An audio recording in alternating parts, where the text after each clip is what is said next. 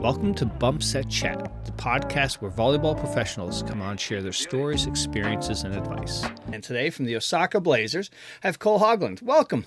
Hey, thanks for having me. Yeah, thanks for coming on. Really appreciate you coming on. And the way we start things off is with a few random questions. So are you ready? Yeah, hit them. All right, here we go. So if they played intro songs for you to, as you come into the game, what would be your intro song?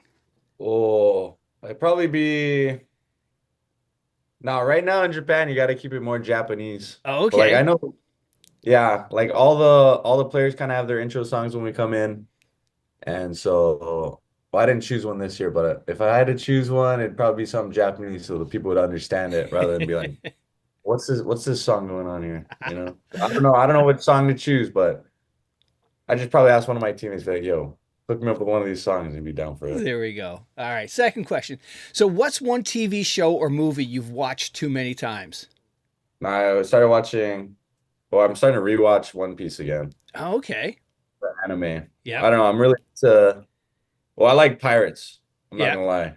Like Pirates of the Caribbean growing up, I'd usually watch those movies over and over again. But now I'm back on. Well, I finished One Piece and it's like 1,200 episodes Holy crap. total.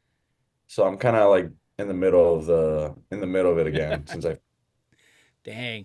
All right, last question. When you go back to Hawaii, what's the one meal you look forward to the most? Bro, I go spam musubi. And I what go is that? straight. Just spam and rice wrapped in nori or seaweed. Yeah. Growing up, I used to have that all the time. My mom would make it for me for lunch, for school lunch. Yeah. So it's always a comfort food, and it's kind of hard to find. Well, I can easily make it here, but like Isn't the that the same? 7-Eleven spam musubis are way different than making it at home. All right, there we go. So you're playing with the Osaka Blazers. How's the season going? Not the best. Yeah. Yeah, I mean, well, the league got better. Yeah. We upgraded to having two foreigners in the league and one West Asian player. So like Taiwan, like somewhere not like China or Korea, but Yeah. like some smaller countries. So just the overall level is up. And plus you have all like the best players in Japan coming back because a couple of them were over in one was in Italy and then Yeah. one was in France. So just having the level go way up, it kind of just makes it harder to win. And Yeah. we didn't really have a good start. I mean, we started out 4-0 and then we lost 10 straight. Oh. And now we're in sixth place Yeah. after week, whatever week we're in. Probably like the eighth or ninth, 10th week already. But Now, how long good is the shape. season? 44 games. Oh, wow. It's a long Yeah. season. Yeah, we start in October and then we don't end until end of April or May Oh, if we make shoot. the playoff. So, Wow. All right. So let's go back to the beginning. So, you're from Hawaii. When did you first discover volleyball? well, I kind of knew what it was growing up, like in middle school. All my friends who were like, or not middle school, elementary school, like fourth, fifth grade. My Yeah. friends were like, "Oh, let's go play the school volleyball or school basketball." And then I was like, "Okay, I'll try out for basketball." And then I was like, "Ah, now volleyball is more of a girls thing." So I was like, "I don't really want to play it." And then I ended up changing schools for sixth grade, and then which ended up being mid-pack, which is like 40 minutes away from my house. Oh, and Or what like part of Hawaii are you from? I guess let's, from Waimanalo, east Okay. side. Yeah, so mid-pack's kind of by UH. And then my brother got into the school that I wanted to go to, which was Iolani. So he obviously, he was like bigger than the rest of the kids. So he'd always play basketball after school, the school basketball program, seventh, eighth grade. And then my mom was like, "Hey, I'm not gonna pick you up after school. 3 o'clock versus," and then he finishes practice around 5 o'clock. Oh, So he's shoot. like, they're like, "Yeah, we're not gonna pick you up. You just gotta find something to do after school." And then I was like, "Mom, I don't know what to do after school. Like, I don't really want to like sit around all day." And she's like, "Go play volleyball." because that was the sport at the time. Yeah. And then so, all right, I'll go try it out. And then like all the kids in my homeroom were like were all the volleyball players for some reason. So kind of just aligned right. And then I joined volleyball for the first time in sixth grade. Oh wow, holy cow! And now looking back, all those years playing it, what is the hook it has on you that here you are now playing professionally?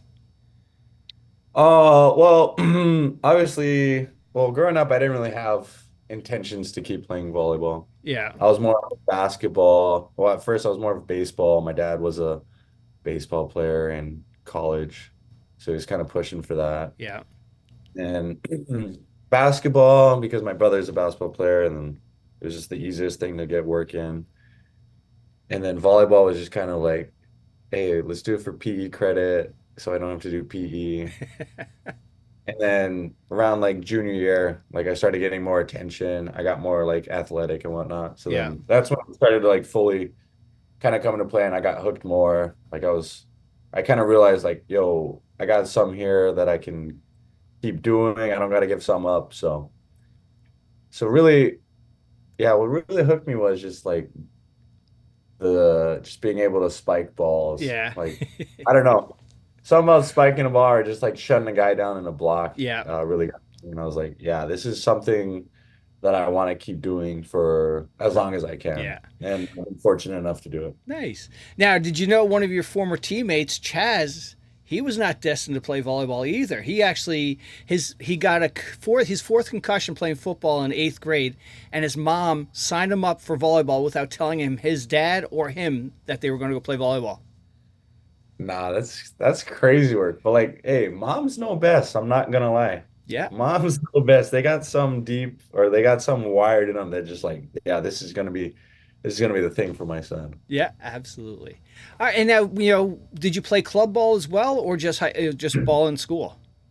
Yeah, I mean, at first it was only kind of school, and then my parents were like, "Oh, like you and your brother, I don't know," because we played a lot of club basketball, Yeah, and they're like, "Oh, it's also club volleyball." And we're like, "Oh, okay, we'll try that."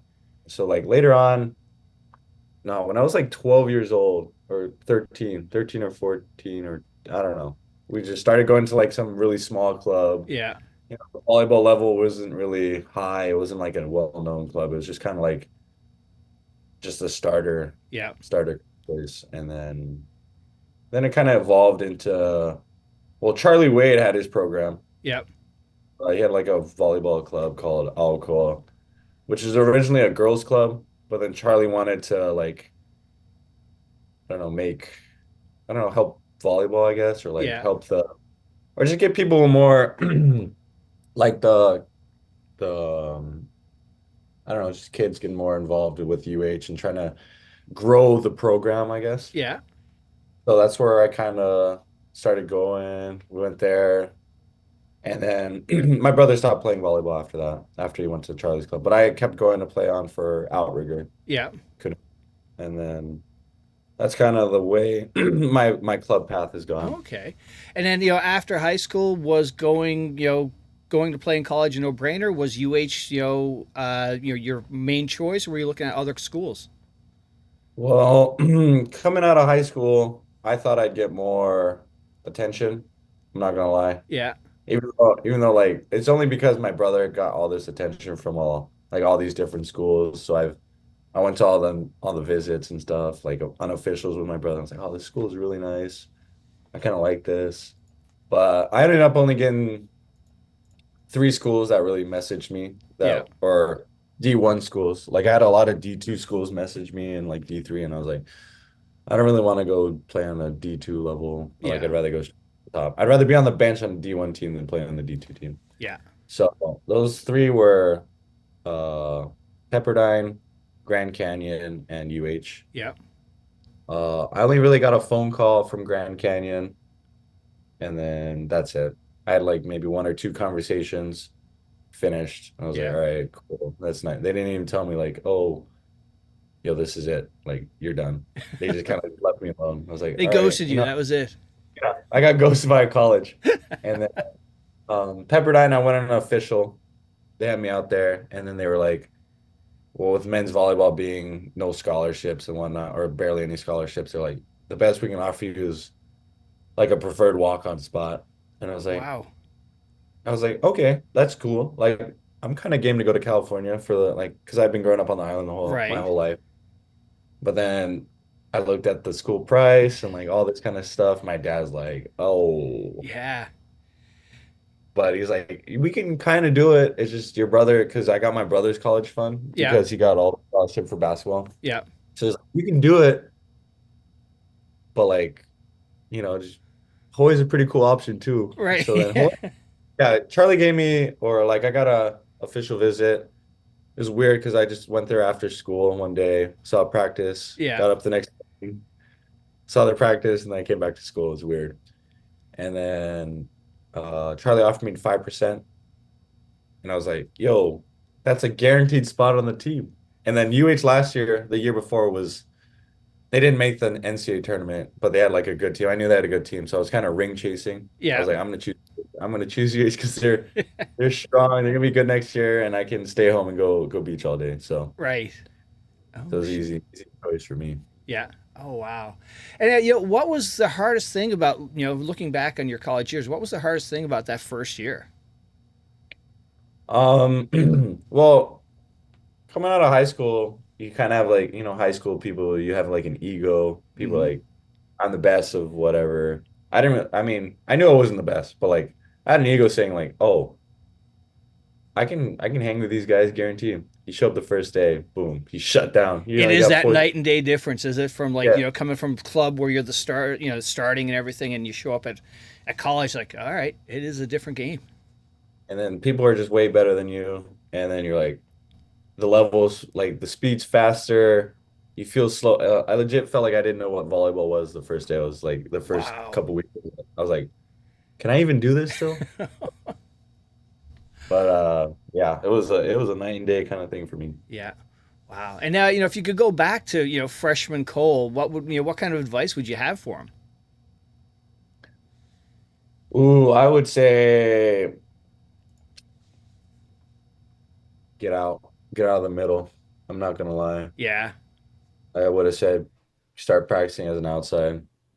It's yeah, like middle is cool and all. Like I don't mind being a middle because it's pretty easy, but I think it's the easiest position in volleyball. Oh, Like wow. Okay. when Controversial people say subject right there. middle is probably the easiest because all you really do is you block and you jump, and like Yeah. it's just a jumping based thing. So it's kind of I think it's the easiest compared to all the other ones, but Oh, yeah, okay. I would have told myself to play outside more because sophomore year I practiced with Japan Yeah. like the summer, and they had me, the programs are so different. Like Is it Japan is more really? like they're very pass oriented, really no spiking like during practices. It's Oh, wow. just passing and digging for like maybe an hour, and then like you get a little bit of spiking in Yeah. and then serving. There's no like that's kind of what the basis of the programs are when you kind of on the under category levels Yeah. because it's got their practices when they grow up. It's just like 7 days a week, 3, 4 hours a day of just like, and that's why they have such good technique and good Hmm. form. It's just they're not that strong, which kind of puts them at and we're short, Yeah. so it puts us at a disadvantage. But Ah.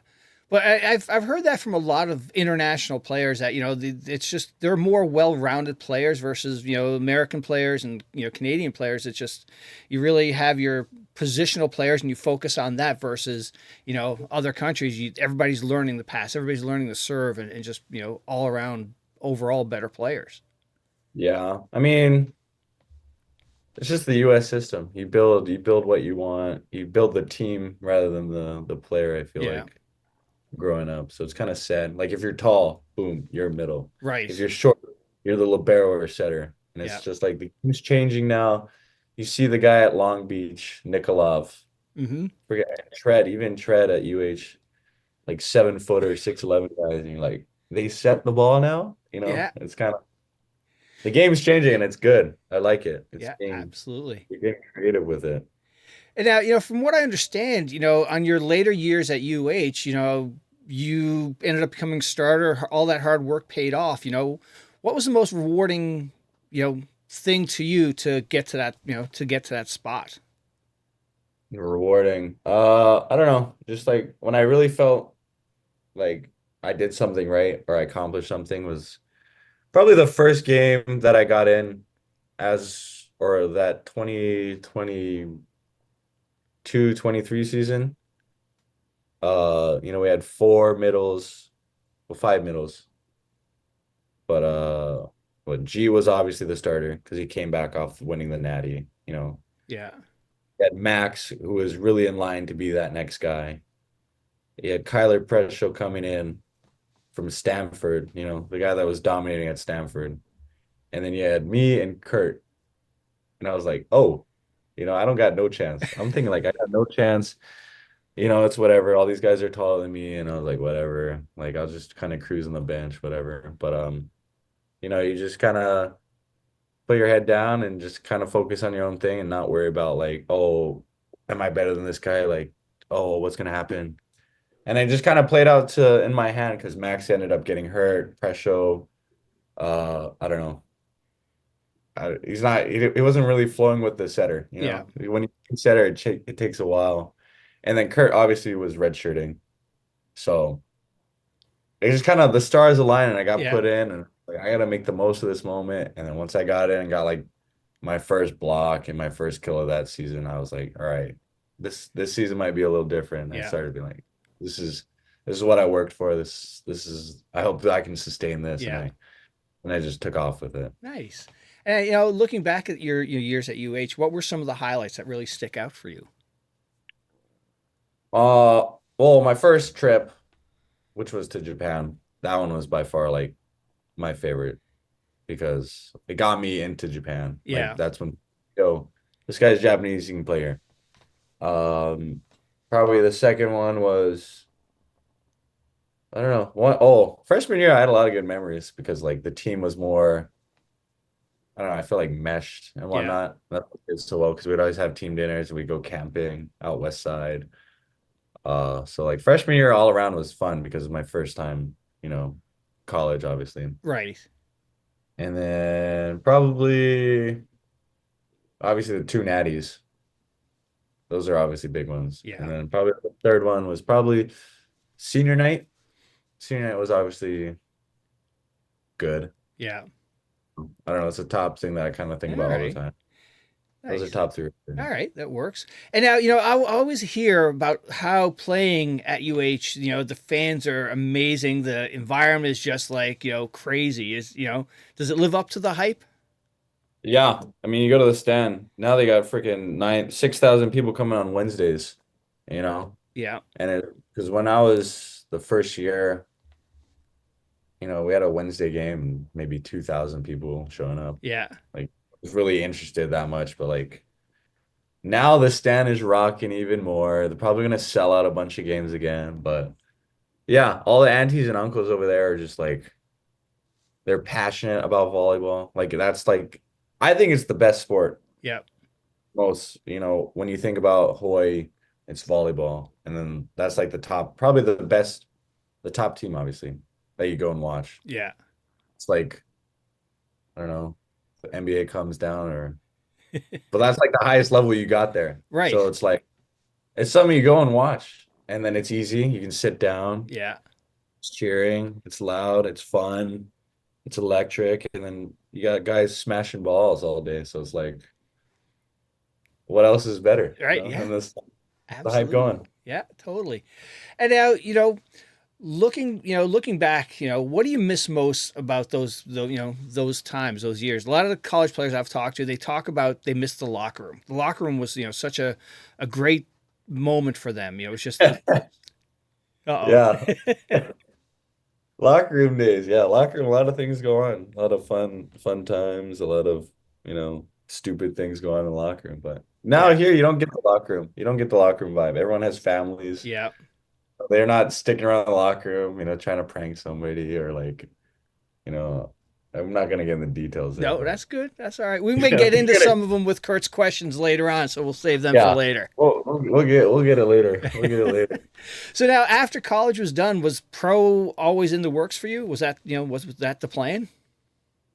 Well, no, not really. I mean, after junior year when I started, like when I had the starting spot and whatnot, that's when it started becoming into plan. But like Yeah, before that, I thought like, yo, I'm gonna just do school as fast as I can, try and get a master's, and then just go to work. yeah, And then like, but you got Japanese coaches calling like, hey, you're Japanese, right? I'm like, yeah.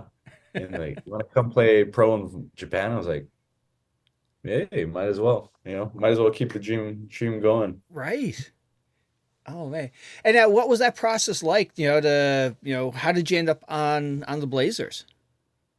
So one of the when I was a freshman and then that freshman summer, one of the coaches, or I got called to the under category team, under 23 team. Hmm. And the coach there at the time was the Sky Blazers coach, or going to be the Sky Blazers coach. And he spoke English, like this American guy, Yeah, Gordon. Um, so I was like, oh, sick. So I went out there, I played as an opposite. I made the team, went to Myanmar, and then went home. Went back to Hawaii. I thought I was done with Japan, kind of thing. yeah, Like, oh, that was cool.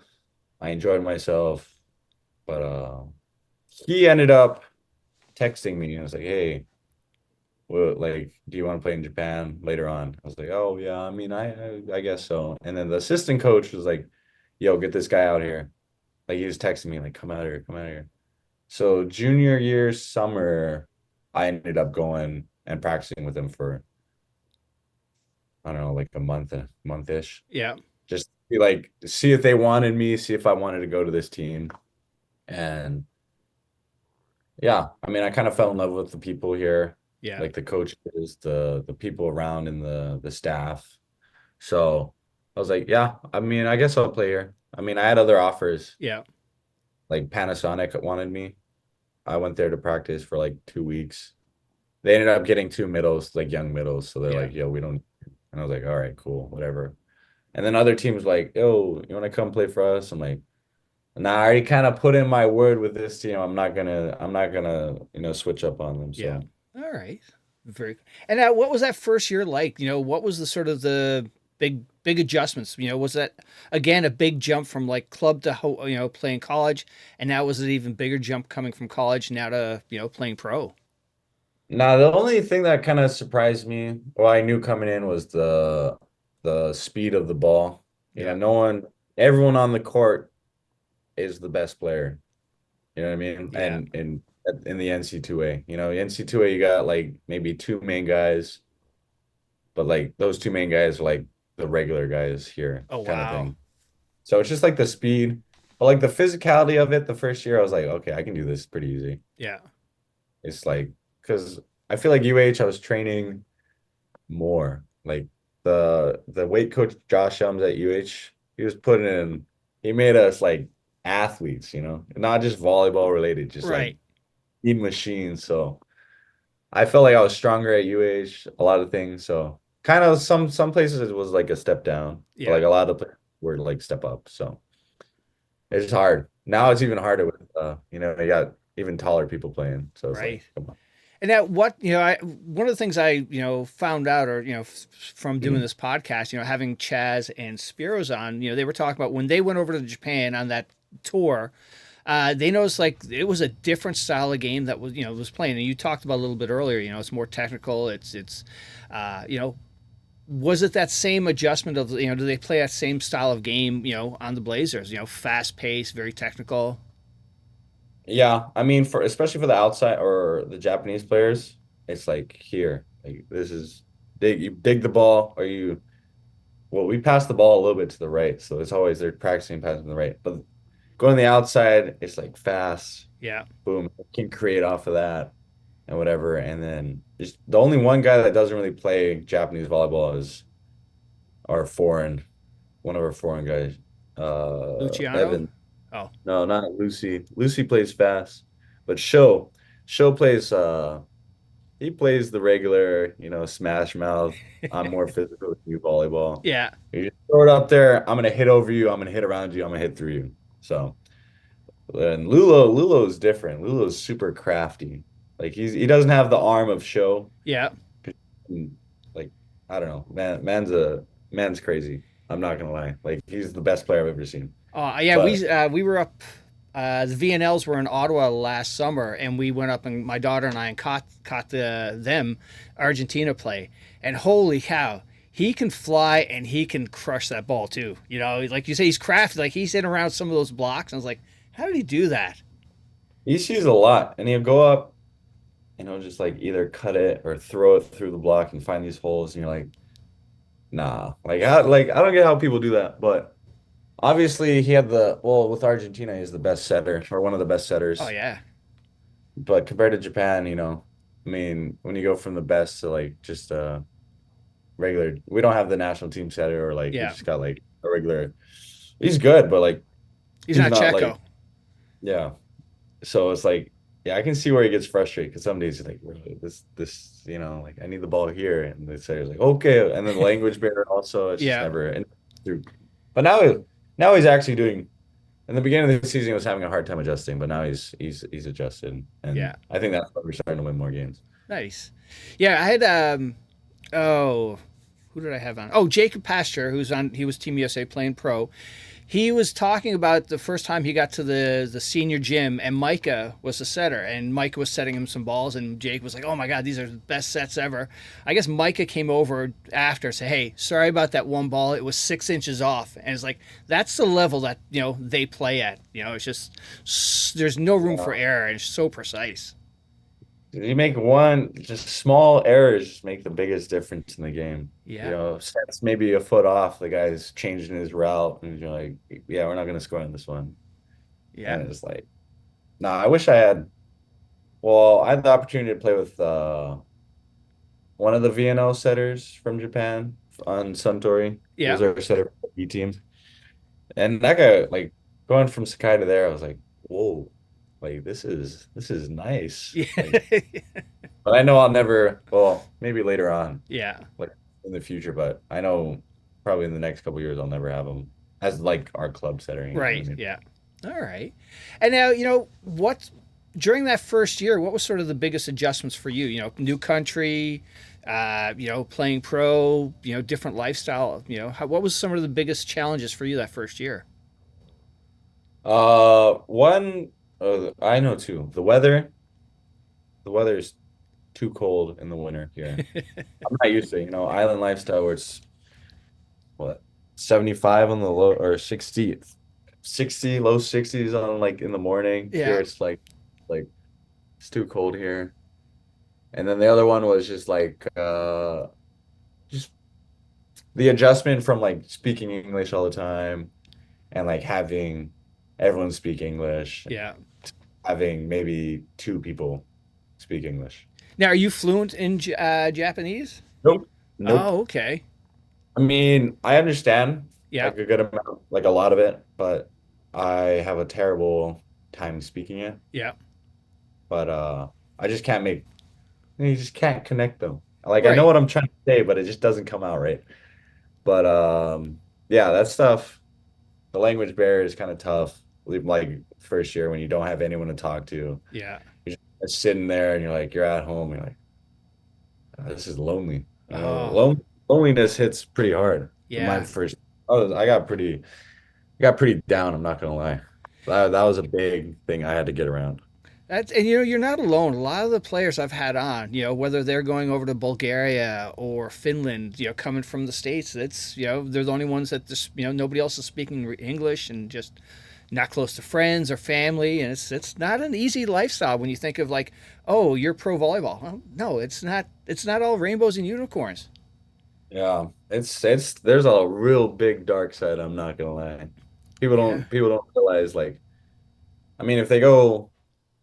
Well, I was talking to Sho one time, and he was like, "Oh yeah, you're like the first guy on my team that's fluent in English." I was like, "What? What?" Like I thought more people spoke like good English, but Right. not. I guess not. Oh man.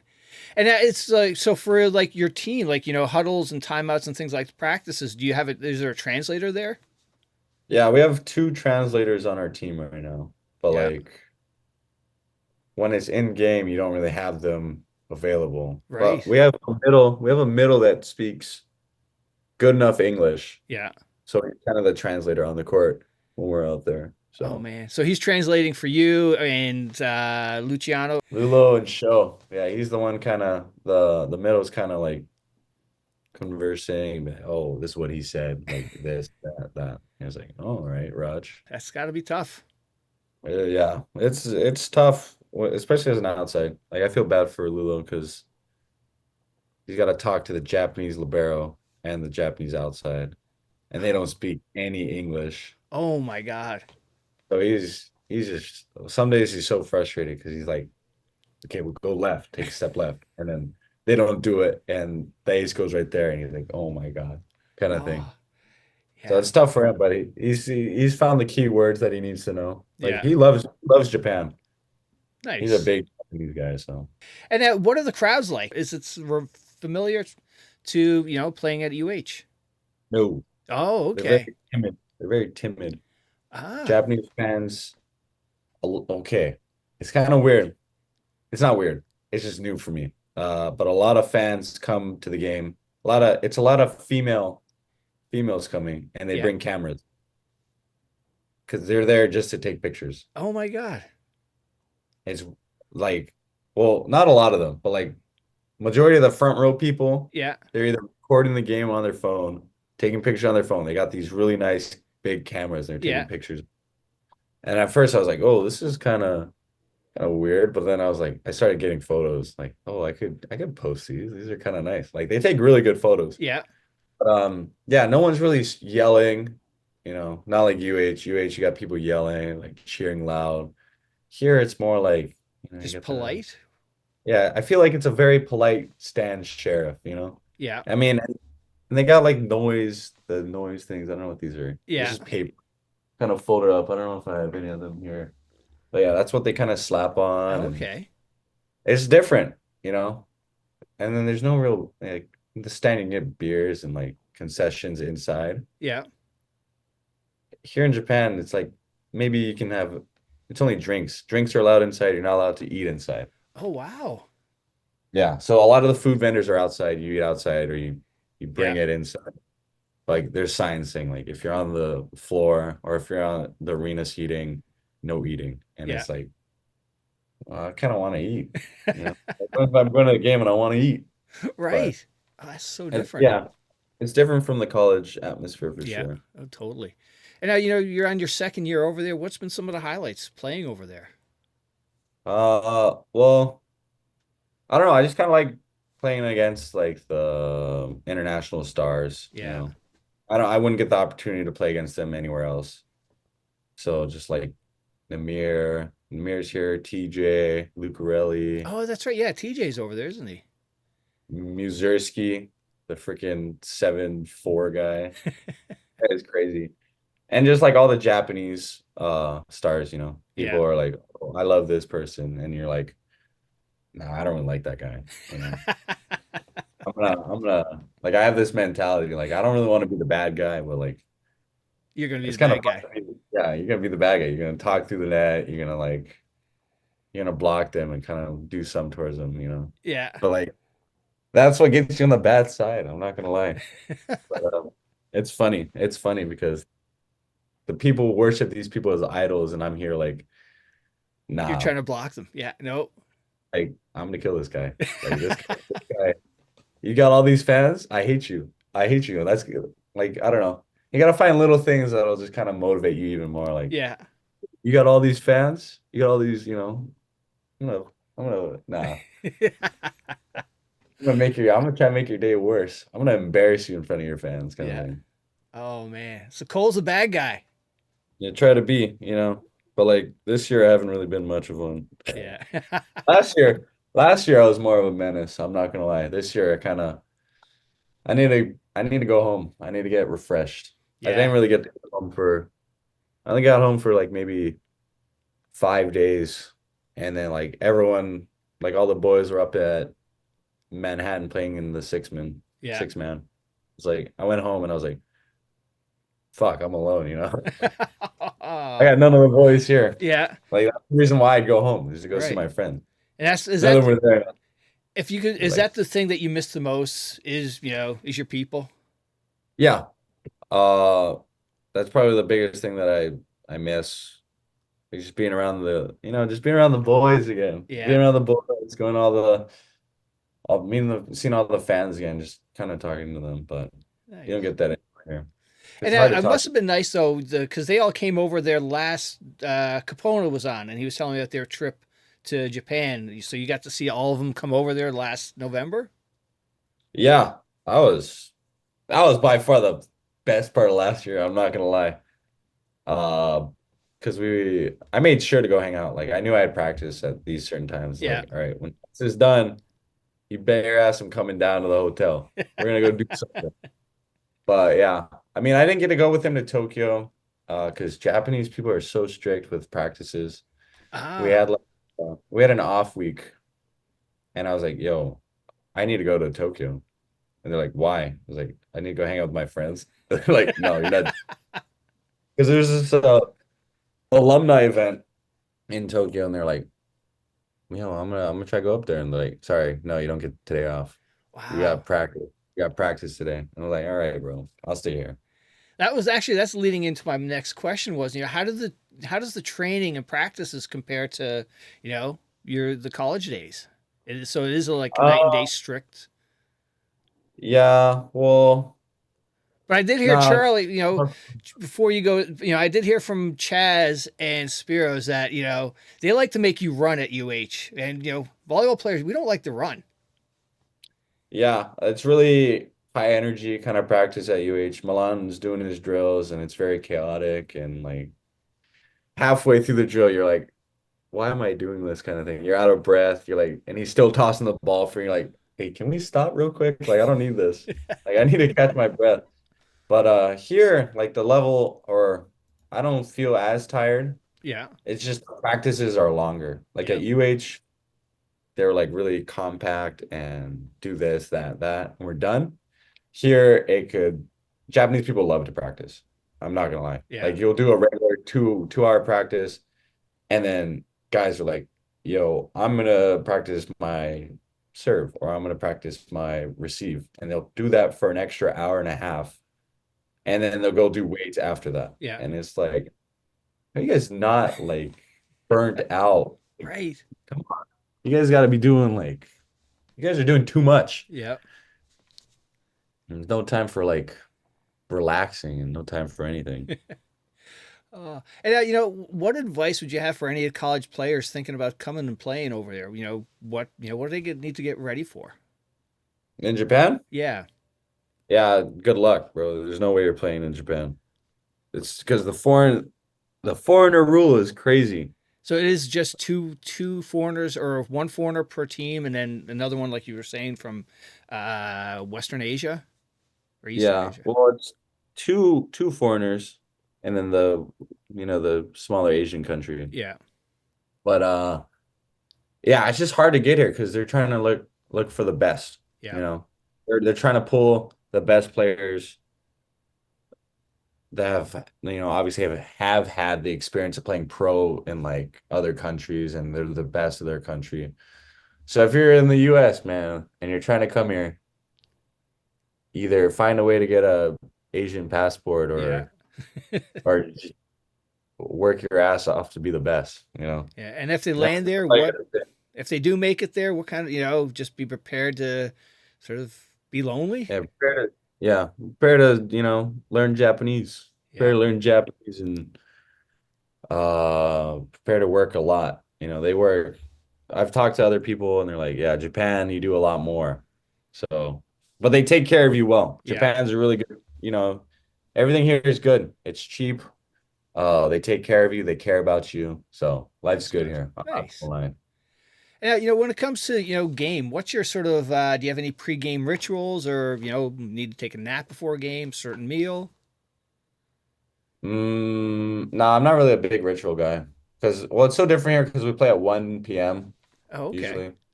Our games are in the afternoon. on Sunday, Saturday, Sunday. Yeah. So no But games I'll during the probably week? yeah, no games during the week unless it's like a special occasion. Yeah. I don't know. Some they'll put a weird one, but yeah, if my game's at 1 or 2 or 3, I'll wake up in the morning and I'll play Xbox. I'm not gonna lie. Some days I'll play zombies with two guys from the team. Yeah. But well, because they live in Cali and then the other one lives in Arizona. So I'll play with them. Nice. Very cool. And now, what is your sort of, you have a couple of bad plays. What's your sort of go-to to reset and refocus? Oh, when I hit the ball out, I kind of just uh I just kind of forget it. I'm not Yeah. gonna lie. The I just goldfish. kind of go. You hit the ball out. You're like, fuck. You kind of just fucking look at yourself, talk to yourself, and then reset. Yeah. I have that. You're like, whatever happened, happened. Yeah. Whatever. I hit Yeah. the ball Move on. out. Yeah, fuck it. I hit the ball out. We're going next. There you go. That's the nice thing about volleyball. You just can restart after every play. Yeah, Nothing it's needs to so carry nice. over. They got a whistle. Oh, the play's over. They got another whistle. Oh, it's time to get back. It's such a simple game, Yeah. but like it's so hard mentally sometimes. It is. It is a game of chaos. Yeah, absolutely. And now, for any of the shoe heads out there, sneaker heads, do you like to play in a certain pair of shoes or whatever you can get? I wear Nikes. I prefer to wear Nikes over Mizuno. It's funny because my team's sponsored by Mizuno. Yeah. They're not comfortable for me. Like I feel like they're very hard and not really cushiony. Yeah. So I'll wear Nikes. Like they got a special thing for foreigners on our team. If you're foreign, you're not from here, you can wear whatever shoes you Oh, want. nice. So I got lucky with that. I wear Sabrina's. Yeah. I like Sabrina's a lot. And then I'll wear well, I'm trying to get Kobe's, but like I have to wait and try to win it in the draw. Like I'm not going out and spending an extra however much money to get them No. shipped here.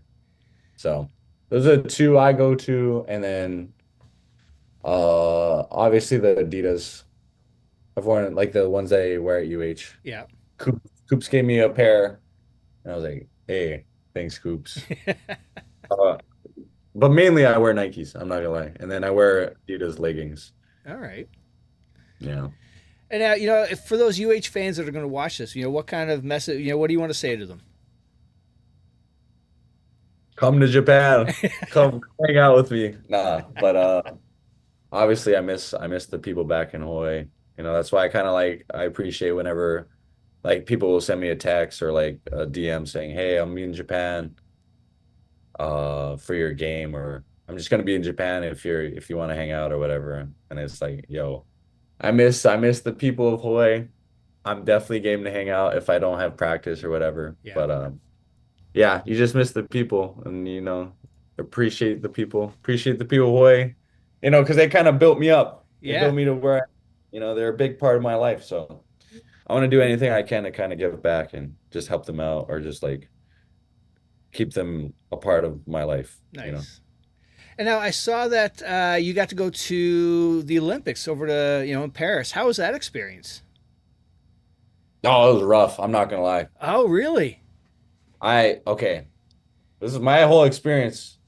I had this whole thing like Paris, there's all the pickpockets and like it's danger, like you're gonna get some Yeah. picked out of you. It's like, do I really want to go? Do I really want to take this 14-hour flight, middle seat, all the way to Paris? And I was like, yeah, I might as well. I don't think I'm ever gonna go back to Paris. I mean, I obviously might, but like not for a while. Yeah. It was Sent rough. it over there. Sent it over there with my parents. Got an Airbnb. The language barrier, not a lot of help. Yeah. And I was like, oh, this is gonna be the worst trip. But then when the Olympics or not, like when I went to Paris, it was nice because they Yeah. had it was weird though, because you're not used to that much police presence. Because they had about 5 people with AKs walking around the train station. Yeah. And then when you pass them, maybe another 100 meters down, you got another 5 walking, Oh, just wow. patrol, keeping it safe. And it It was weird. And then you see all these people from all over, and it's like, hey, I like this. And then people in Paris are actually really helpful. I had I don't know.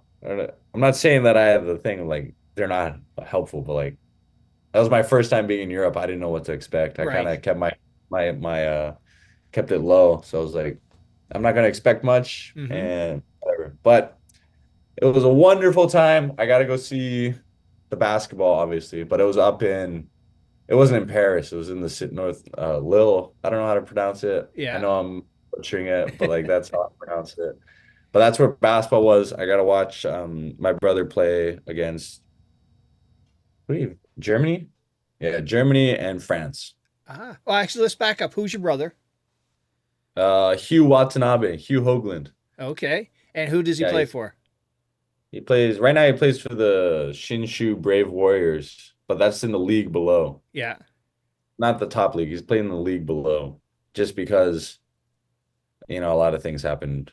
Yeah. People, the old club and stuff didn't work out well. Yeah. So, but he's playing a lot now and he's doing good. So, But he played I over mean, in the Olympics. yeah.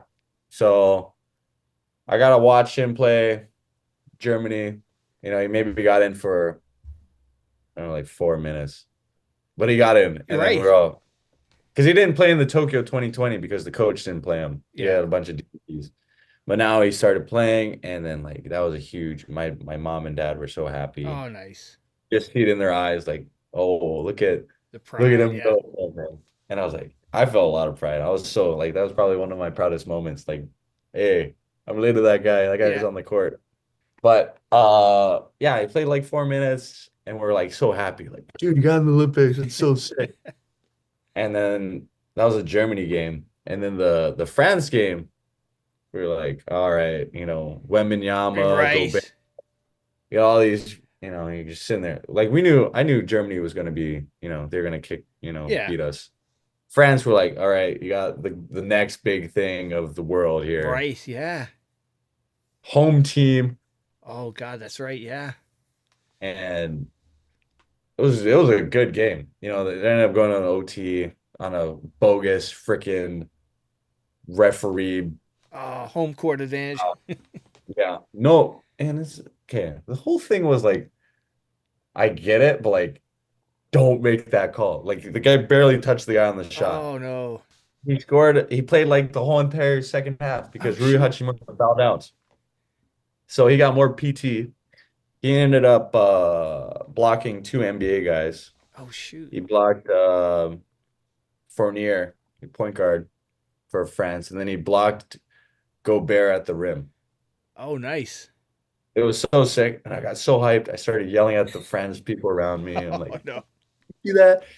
And then they got mad. I was talking so much crap Oh to them. no.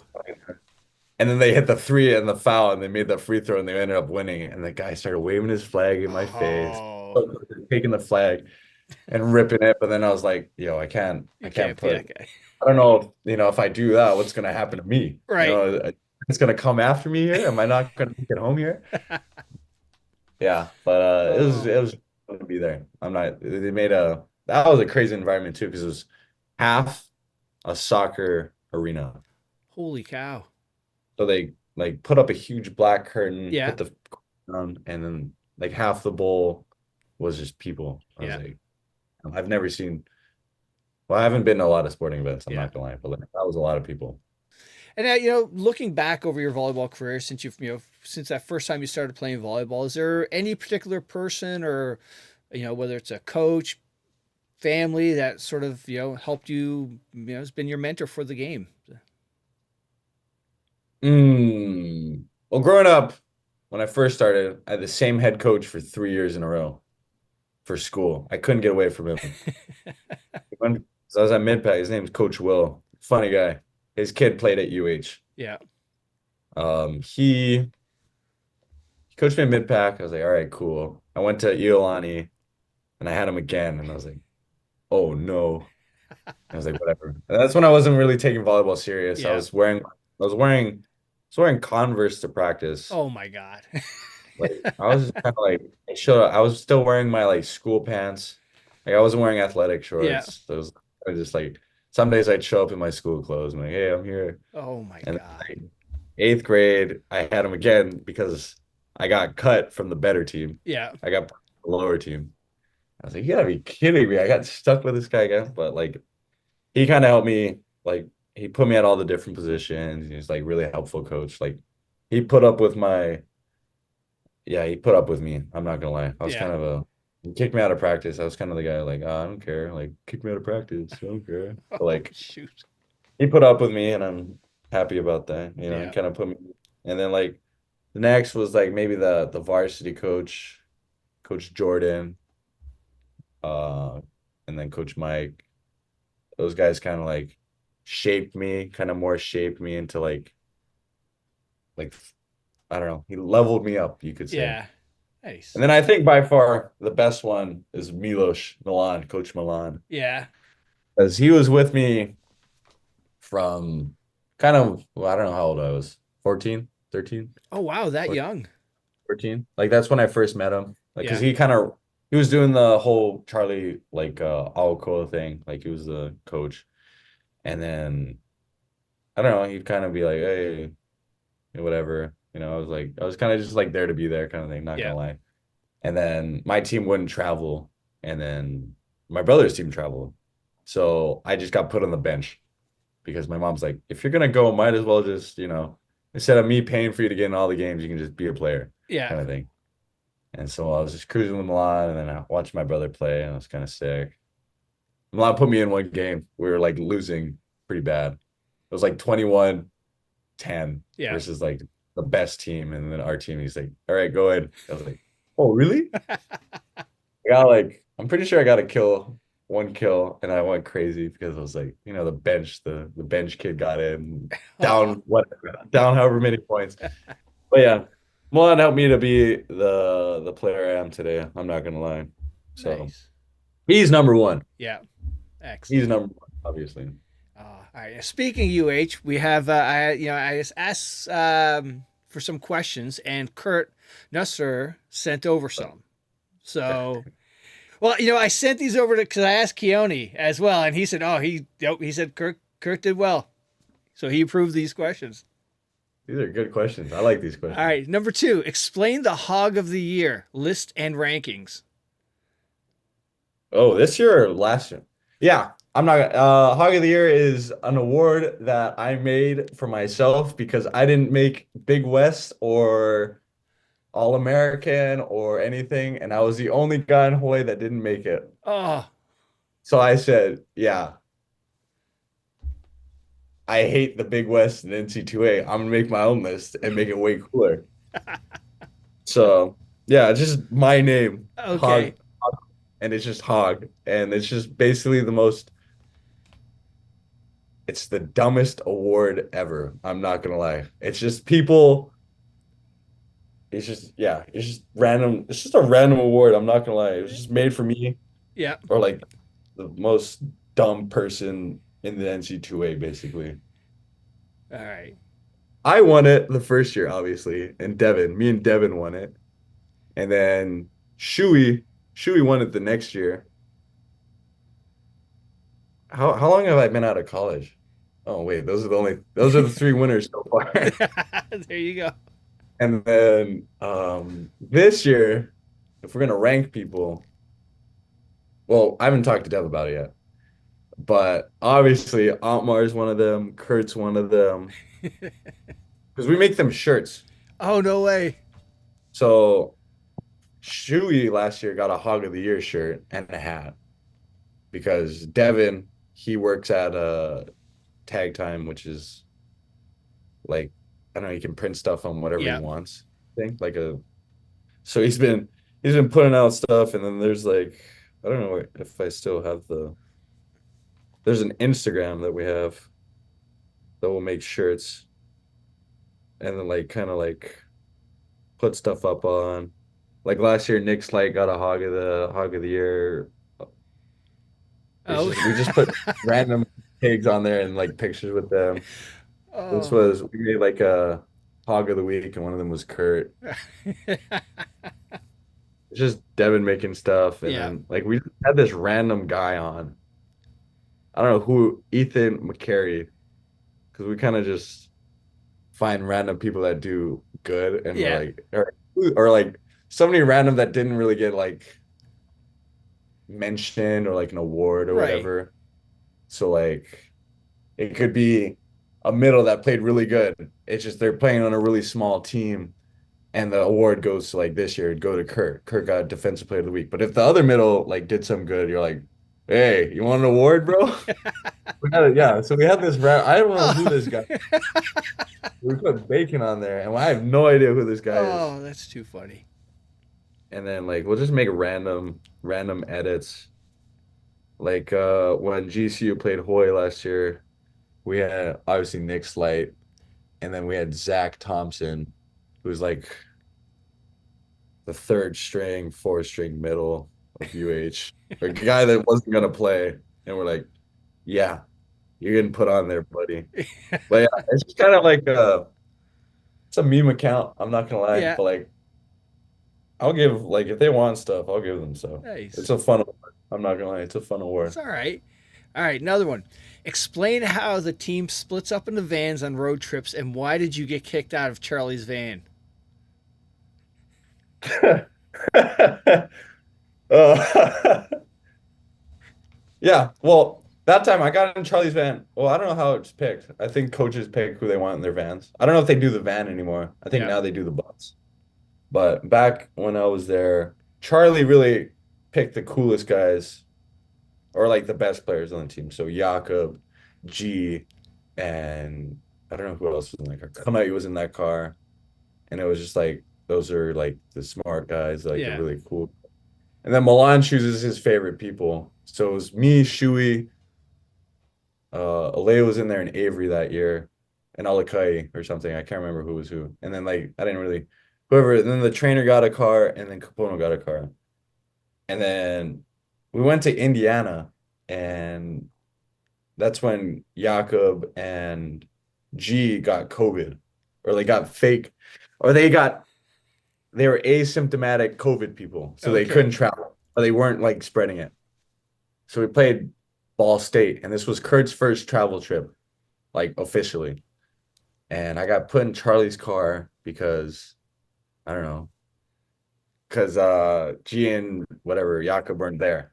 So we had to mix up the cars. I got put in Charlie's car with Alakai and Kanai, and I didn't want to be in there. I'm not gonna lie. Like I liked Milan's car a lot. So I was trying to find the easiest way to like get out of that car. So, and I never wanted to sit in the front because I was like, I don't really want to sit next to Charlie. I'm rather sit. I'm on the back of the bus kind of guy. Yeah. So I got kicked out because I started talking about. Well, we went to Pizza King. Do you know what Pizza King is? No, is it like Pizza Hut or something like that? Yeah, it's like a Indiana thing. I don't know if it's called Pizza King or not. This is a real story. And yeah, I got kicked out because I started talking about the most dumbest things in his car and being like the I started talking about like, oh yeah, they were because the worker at Pizza King was like this big white lady. And I was like, yo, if they had Pizza King in Hawaii, it'd probably be one big Samoan lady. And I was just saying that over and over again. And like, oh yeah, I just imagine like what it'd be like. And Charlie's losing his like Charlie probably got tired of it. Started about talking about all the other like immature Yeah. things, just to get out of his car. And then it worked. It worked. He just stopped and said, "Get out." Yep. The next trip I was out of his car again and never back in there. But he kept Kanai in his car. The only one that didn't like wasn't weird or because I'm probably the weirdest guy on the team at the time. Like Yeah. I said a lot of dumb things and I got away with it. And somebody else would say the same exact thing or something along those lines and they get in trouble for it. Oh shit. Just kind of let me be like, and I would never do my hair in the morning, or the people would show up with bedhead and they'd get in trouble for it. And they Oh just, no oh, way. that's just hog, bro. Just leave him alone, kind of thing. Like, leave that kid alone. He's got other stuff going on in his mind. Oh, all right. We got another one. Funniest thing you've ever seen Milan or Charlie do? Bro, the funniest thing Charlie did was sing karaoke on the bus. I don't remember what song it was. I know where the video is. There's a funny video, and I was singing the probably the Jackson 5 song, maybe. I don't know. But he's telling us a story, and he's like, "Oh yeah, I was singing karaoke one time, and then the guy told me to shut up because I was screaming into the mic. So I turned around and I started singing his face, and he did the. It was by far so stupid, but it was so funny. Yeah. The final one is the stupidest thing you've ever done in a game or practice. Stupidest thing. Oh, one time I was walking backwards and I stepped on a ball and I rolled my ankle. Oh no. Stupidest thing in the game.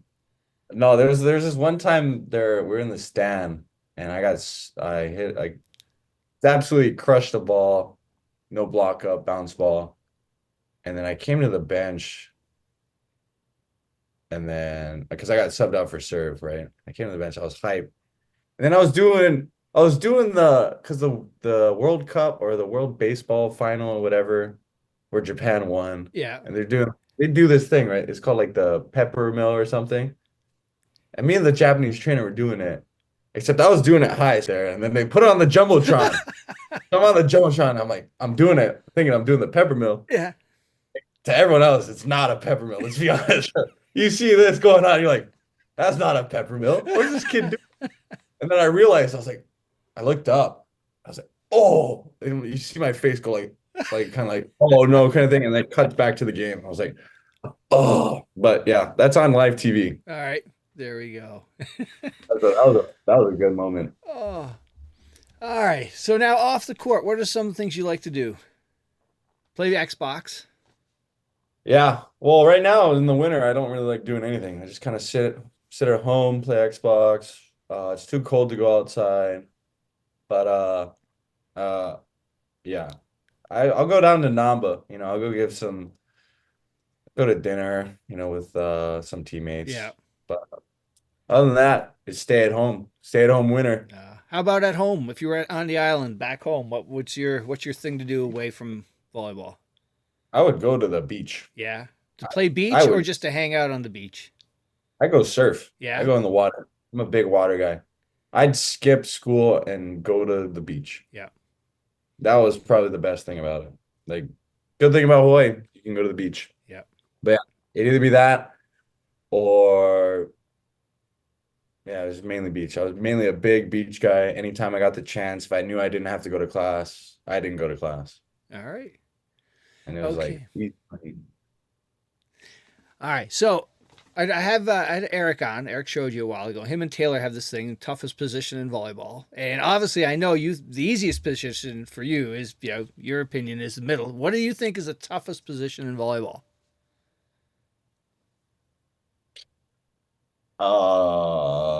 bench. Nah, serving sub's a tough one. But if we're talking on the court, Yeah. probably mm, outside libero. Yeah. I'm not gonna lie, I hate being libero. You just get, you know, You got one people thing hate to you. do. That's it. Yeah, but people hate you. You got to deal with if you can't pass, you're the worst libero. You know. Nah, but it's only one thing. I feel like outside's so easy. I feel like I'm gonna be like setter because I have the best hands ever. They just don't let me set. So I'm gonna say that's the hardest position because they don't want me to set for a reason. Yeah. So that's this position. There we go. All right, Cole. Well, you survived the podcast. But before I let you go, who would you recommend in your circle to come on and share their story? I don't know. I don't really have a big circle. Who's somebody cool that I know? Somebody from your current team, somebody from, back at UH? I know Show's not gonna do it. I'm not gonna lie. Show's probably not gonna do it. He's a very maybe LuLo could. LuLo maybe. None of the Japanese guys, they don't speak English, obviously, but back home maybe we can get Nick Slight. Nick Slight's cool. All right. When Nick did Slight. he played at UH with you? No, he played at GCU. Oh, okay. We're good friends. All right, man. Well, hey, thank you so much for doing this. Really appreciate it. And, good luck with the rest of the season, man. Thank you. Thank you for having me. I'm not gonna lie, this was fun.